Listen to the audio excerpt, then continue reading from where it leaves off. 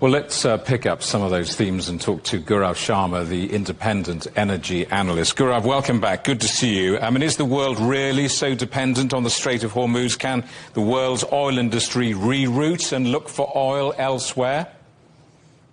Good to see you, Jamie. I think one thing I would say is, yes, if you look at the figures themselves, they're tremendous figures.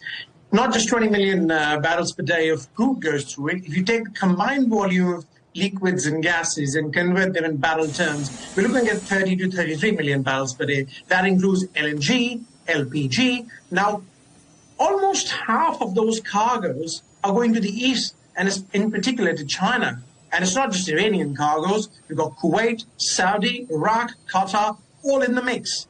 Now, it's for that reason alone that it seems a bit outlandish that the Iranians would attempt to close off the strait. It's something they've been threatening. It's not a new threat. They've been threatening this from the mid-'80s.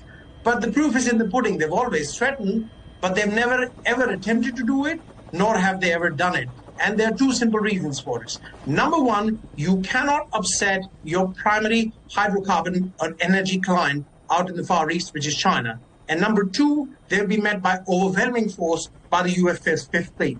So it is kind of outlandish. Now, in terms of dependency, the world has changed, Jamie. If this was happening back in 2015, this is 2025, at the same point in the year, we would probably be looking at $100 oil prices. The only reason it's not happening right now is there's an awful lot of non-OPEC crude out in the market from Brazil, Guyana, Norway, and the United States itself. And that's keeping a lid on things. So what's your guess? How will this play out over the coming weeks and months? I think what we are seeing right now is that the Iranians are trying to work out. They've been hit by a series of strategic strikes. Of course, they've retaliated. They're firing missiles into Israel. But some clear heads need to prevail. What is Iran's next strategy? Of course, it will need to save face. There will be some kind of retaliation, but that retaliation won't be in the form of closing the strait.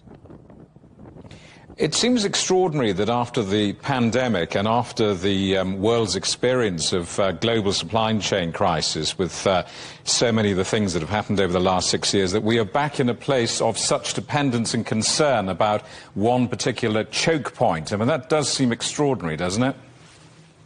Well, absolutely. It works out in terms of supply chains. There are a number of countries in this world who have diversified sources. And the big five, especially the big five, US, China, Japan, South Korea, and India, they have a diversified pool of suppliers, which is precisely why the oil price has not overshot towards three figures. But at the same time, there are a number of nations who are overtly reliant on Middle Eastern crude. So hence the tension, which then gives paper traders the room to say, well, what if?